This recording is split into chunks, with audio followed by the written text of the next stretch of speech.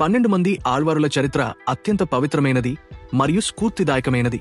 ఆళ్వారు అంటే భగవంతుని భక్తిలో మునిగే తేలేవాడు అని అర్థం. వీరు భగవంతుని ప్రేమించే విధానం, వారి జీవిత విశేషాలు, వారు ఆళ్వారులుగా ఎలా మారారో తెలుసుకుందాము.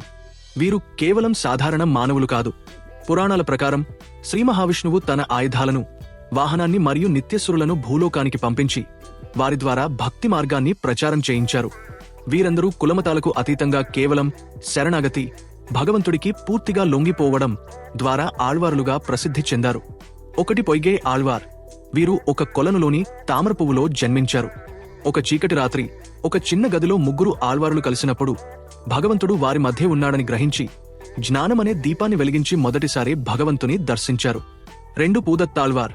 వీరు భక్తిని నెయ్యిగా, మనసును ప్రమాదగా చేసి భగవంతుడిని స్తుతించారు. 3 పేయాళ్వార్. వీరు భగవంతుడిని చూసిన పరవశంలో పిచ్చివాడిలా ప్రవర్తించేవారు, అందుకే ఆ పేరు వచ్చింది. 4 తిరుమణిసై ఆళ్వార్. వీరు జన్మతః బ్రాహ్మణుడు కాకపోయినా యోగశక్తితో కొన్ని వందల ఏళ్లు బతికారు. కాని కണ്ണన్ పోగిన్ రాన్ అనే కథ ద్వారా భగవంతుడినే తన వెంట నడిపించిన గొప్ప భక్తుడు. 5 నమ్మాళ్వార్. వీరు పుట్టినప్పటి నుండి ఏడవలేదు, పాలు తాగలేదు. 16 ఏళ్లపాటు ఒక చింత చెట్టు తొర్రలో ధ్యానం చేస్తూ గడిపారు. వీరినే ఆళ్వారులందరికీ ముఖ్యుడు గా పరిగణిస్తారు. 6 మధురకవి ఆళ్వార్. వీరు భగవంతుని కంటే తన గురువైన నమ్మాళ్వార్నే దైవంగా భావించారు. గురు భక్తికి వీరు నిదర్శనం. 7 కులశేఖర ఆళ్వార్. వీరు కేరళ చక్రవర్తి. రామాయణం అంటే వీరికి ప్రాణం.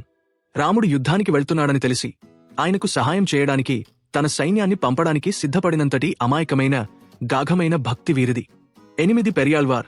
భగవంతుడికే దిష్టి తగులుతుందని పల్లాండు అని మంగళాశాసనం చేసినందుకు ఈయనను పెద్ద ఆళ్వార్ అంటారు. 9 ఆండాళ్. భూదేవి పెరియాళ్వార్కు తులసి కోటలో దొరికిన బిడ్డ రంగనాథుడినే పెళ్లి చేసుకుంటానని మొండికేసి చివరకు ఆ స్వామిలో ఐక్యమైన మహాభక్తురాలు. 10 తొండరడిపోడి ఆళ్వార్. భక్తుల పాదధూళి అని తన పేరు పెట్టుకున్నారు. పరమ విరక్తుడైన ఈయనను భగవంతుడు ఒక నాటకం ద్వారా తన చెంతకు చేర్చుకున్నాడు. 11 తిరుపాణాళ్వార్. వీరు అంటరాని కులంలో పుట్టినందున ఆలయంలోకి వెళ్లేవారు కాదు.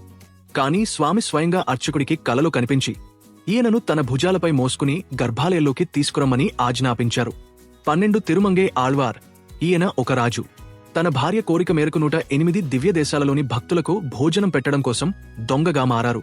చివరకు భగవంతుడే బాటసారిగా వచ్చి ఈయనకు ఓం నమో నారాయణాయ అనే మంత్రాన్ని ఉపదేశించారు. ఆసక్తికరమైన నిజాలు తెలుసుకుందాము. 1 వీరు పాడిన 4000 పద్యాలు ద్రావిడ వేదం అంటారు. 2 ఆలయాల్లో విష్ణువును ఎలా పూజిస్తారో ఈ 12 మంది ఆళ్వారుల విగ్రహాలను కూడా అలాగే పూజిస్తారు. 3 వీరిలో రాజులు ఉన్నారు, స్త్రీ ఉంది, నిమ్న కులాల వారు ఉన్నారు. భక్తికి కులం లేదని వీరు ఆనాడే నిరూపించారు. ఇలాంటి మరిన్ని చారిత్రక కథలు తెలుసుకోవడానికి వీడియోకి లైక్ చేయండి, ఛానల్ని సబ్స్క్రైబ్ చేసుకోండి.